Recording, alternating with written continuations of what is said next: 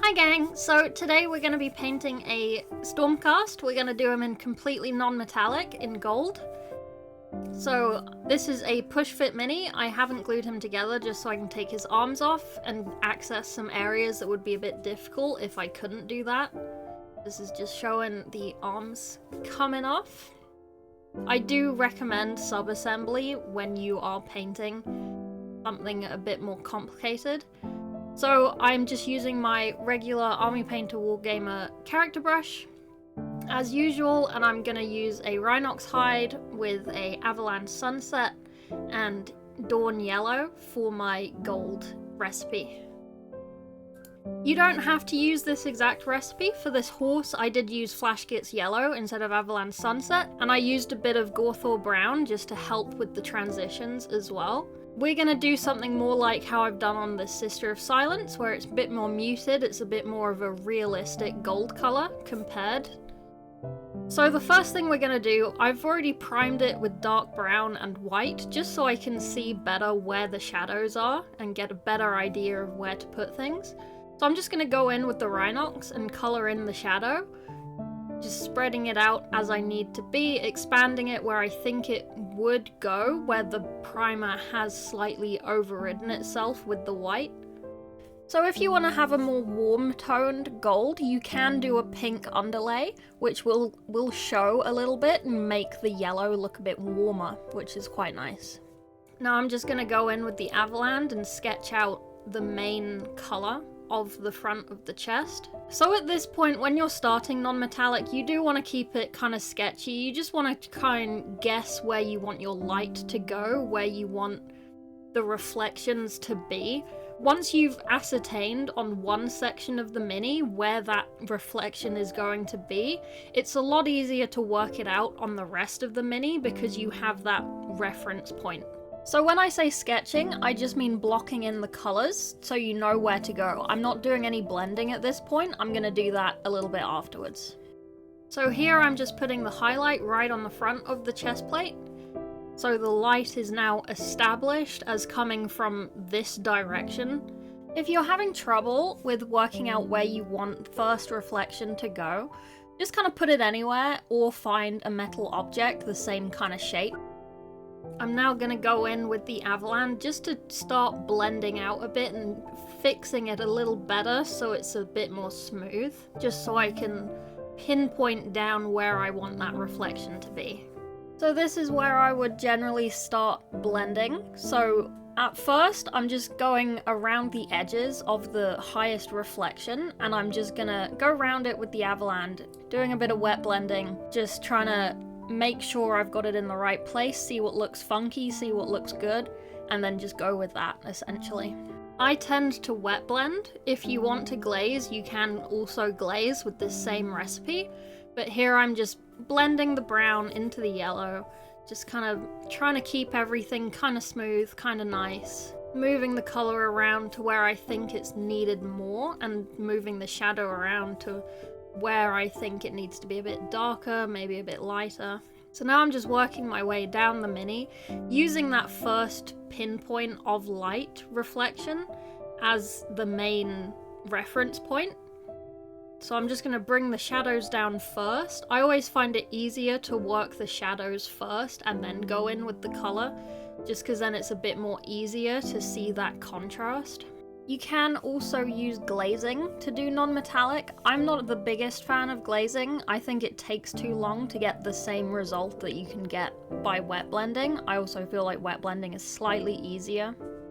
So on this bit of hip, there isn't a lot of dark shadow primer, but just so we can get that contrast, to get that highlight to be as bright as we can, I'm just going to spread the shadow a bit around, even if the primer isn't there, just because I know that to make the highlight look brighter, it needs that super dark contrast kind of all around it, and maybe as close as possible. So I'm just bringing the shadow up the sides. It doesn't really need to be there, but it just helps with the conical shape of the hip plate and helps bring that shape into view with the highlight on top. So yeah, just taking this and working through the rest of the mini, you can kind of work out where you want the light to be based on where that original reference point is, and after you've done 2 big plates, like how I've done the hip and the chest, you can kind of guess where things want to be as long as those 2 lights reference points are close, like from the same direction. So on this ab plate, the primer was darker on the right side, so the first, when I did this time, I put the highlight on the left of the ab raised area, but when I looked back at the mini, it looked kind of odd, so I do go back in and just go over it. I do tend to water down my paints quite a lot. I am using that silicone fidget toy palette again. By watering down my paint, it does make it easier to go over and fix things, just because the layers of paint are super thin, so it's not leaving any texture or like mounds of build-up where I can just go straight over it again and there's no showing that I've had to redo it.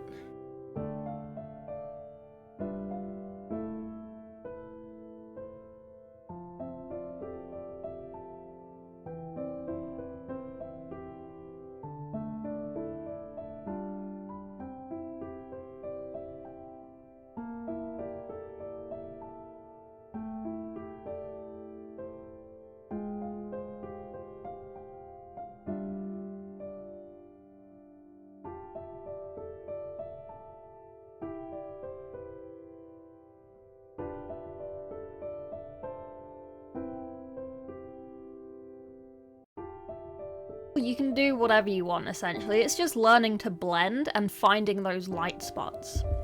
So just adding on some more light points to just get that consistent line of highlight up that side. Even if there's like a little tiny grey spot from where the primer was dark, I'm gonna do it super dark with the shadow, just so I can get that massive contrast that really helps with making those bright spots brighter.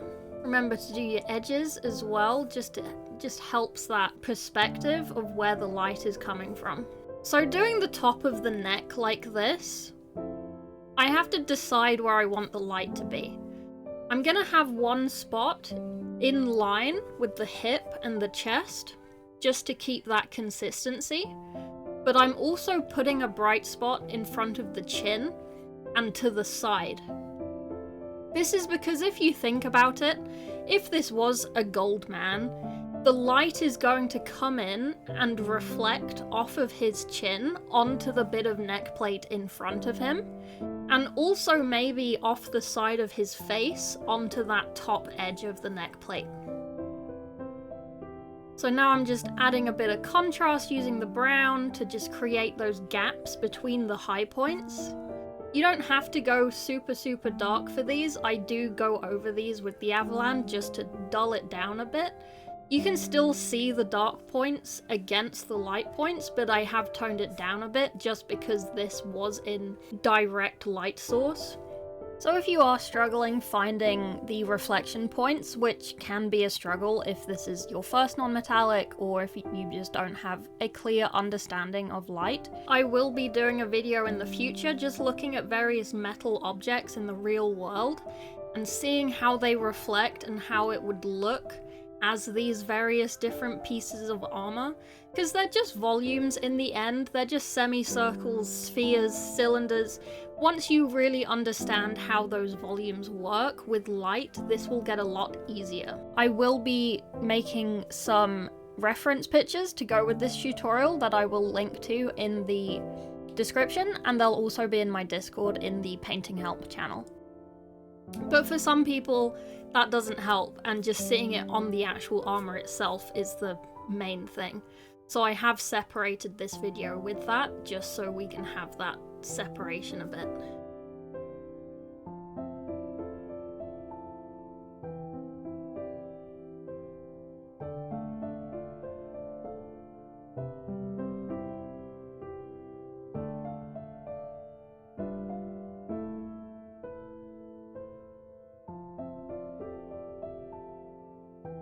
So on this shoulder, like I was saying before, this is a pretty pure white shoulder.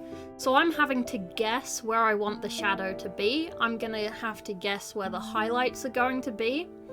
Now, if you only have one rattle can that's white, or if you're working up from black, then this is what you're going to be working with. So I'm just gonna outline the embossed lightning strike, and then I'm gonna hold the mini and with my brush at the angle where the light is coming from. So I'm lining up my brush with the highlight on the chest and on the hip, and then pointing that at my shoulder so I can see where the light would be strongest. So from this angle, I can also see where I want the shadows to be. If you need extra help doing this, turn off all your lights and hold up a torch from the angle you want your lighting to be from, and then just sketch in where the shadows are falling and sketch in where the highlights are coming in. And then turn your lights back on and then paint it on properly.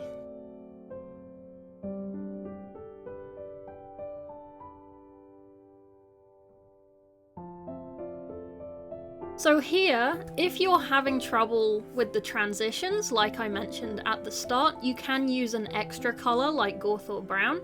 Gorath Brown's quite good because it does have that titanium white pigment, which makes it quite easy at blending with other colours. It makes it a bit thicker. So I'm just gonna show you adding an extra paint in and just blending it all together. I am still wet blending everything, but if you want to glaze, you can glaze. I do not glaze, it takes too long and I hate it.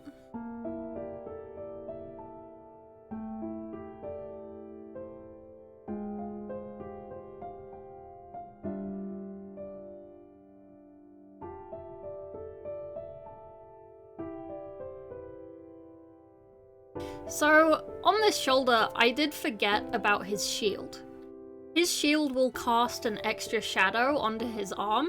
So here I'm just putting it back on just to see where that is, and I'm just going to sketch on where the shadows are going to go before taking the shield off and then painting it on properly with blending and nice things.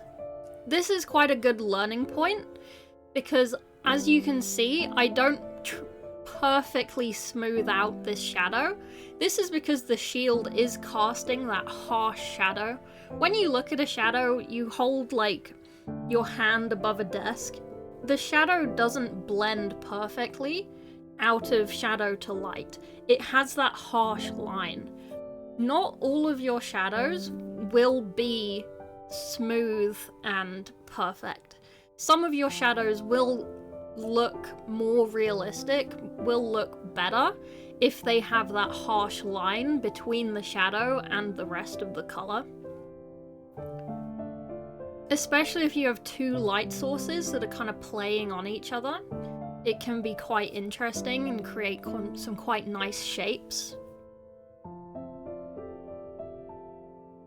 So now you can just do the rest of the mini. You don't have to paint it in this way. You don't have to start at the chest plate. You can start on the leg.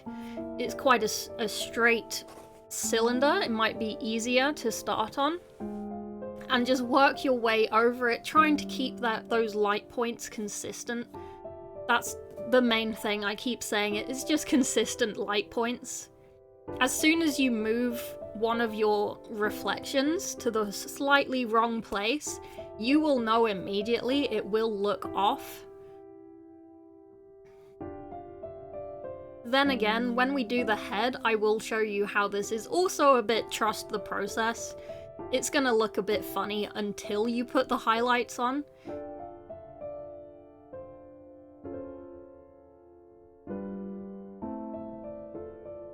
So as you can see on his shoulder here, I have done that extra little high point right on the tip.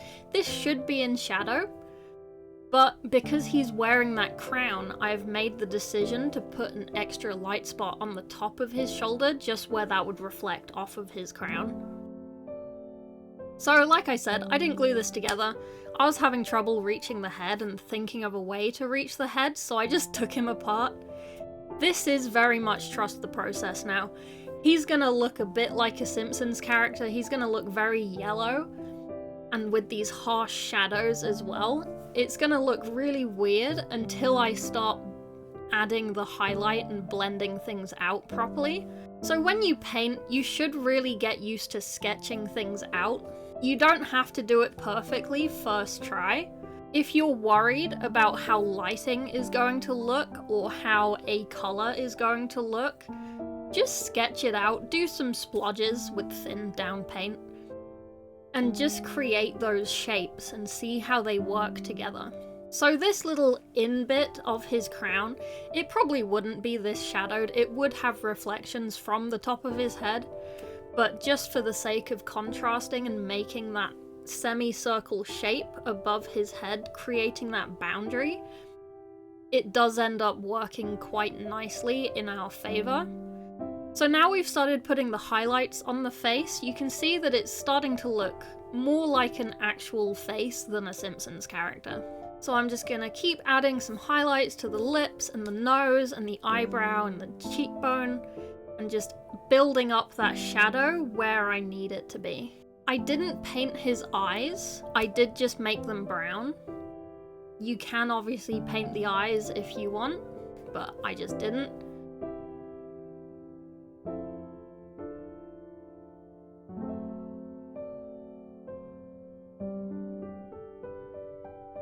So here I'm just using the Gorath to blend out a bit on top.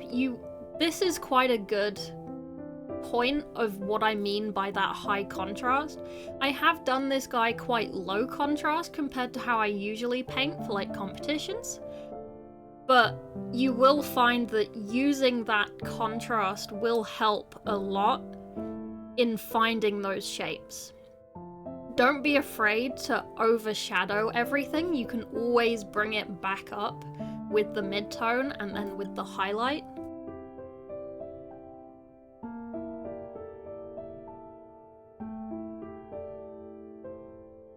So then I was just checking if the highlights were lining up with the body, if I was doing things in the right places.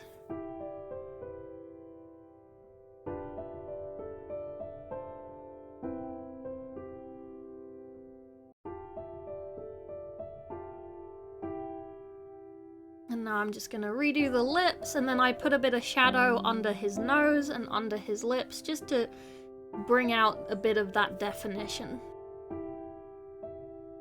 So now I'm just going to do the scale mail. People find this difficult. I find the easiest way to do this is just ignore your zenithal, your black-white primer.